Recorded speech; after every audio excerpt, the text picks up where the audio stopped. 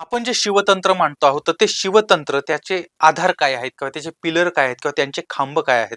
तर आपल्या शिवतंत्राचे 4 पिलर आहेत, 4 खांब आहेत. पहिला आहे अध्यात्म.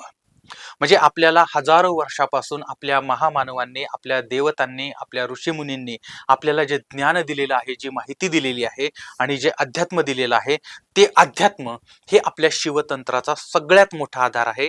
आणि पहिली गोष्ट आहे ते म्हणजे अध्यात्म. कारण त्याच्याशिवाय हे सगळ्या बाकीच्या गोष्टी ज्या आहेत त्या म्हणजे देहाशिवाय म्हणजे जीवाशिवाय देह तशा पद्धतीने होईल. त्यामुळे अध्यात्माची अत्यंत गरज आहे.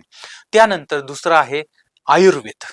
निरोगी जर जीवन असेल, निरोगी जर मन असेल, निरोगी जर शरीर असेल, तरच माणूस काहीतरी करू शकतो. आणि त्यामुळे त्याला आयुर्वेदाची, मग ते शारीरिक आरोग्य असेल, मानसिक आरोग्य असेल, तर याची गरज आहे. त्यासाठी आयुर्वेदाची गरज आहे. म्हणून शिवतंत्राचा दुसरा खांब आहे तो म्हणजे आयुर्वेद. तिसरं विज्ञान. आपल्याला ज्यावेळेस पुढे जायचं आहे, समाजामध्ये प्रगती करायची आहे, तर विज्ञानाला दूर सारून चालणार नाही. अध्यात्म आणि विज्ञान एकत्र घेऊनच आपल्याला जावं लागेल.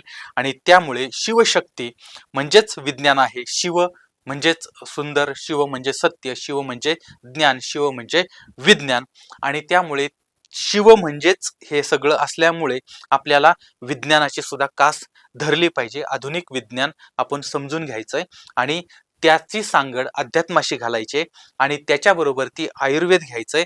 आणि या सगळ्यांच्या मधला चौथा खांब आहे तो आहे व्यवहाराचा. कारण हे सगळे म्हणजे अध्यात्म, आयुर्वेद आणि विज्ञान हे तीनही एकत्र करून त्याचा व्यवहारी जीवनामध्ये काय उपयोग करता येईल हे आपल्याला शिकायचंय. आणि हे आहे शिवतंत्र.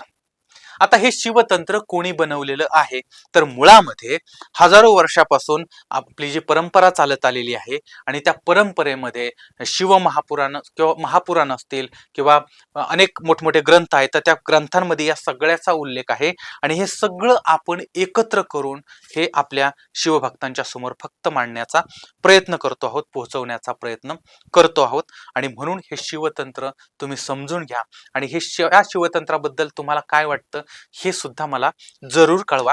आणि जर याबद्दल तुम्हाला आकर्षण असेल, याबद्दल तुम्हाला आवड असेल किंवा तुम्ही जर शिवभक्त असाल, तर यासाठी आता मी या चॅनलवरती ते टाकलेलं आहे.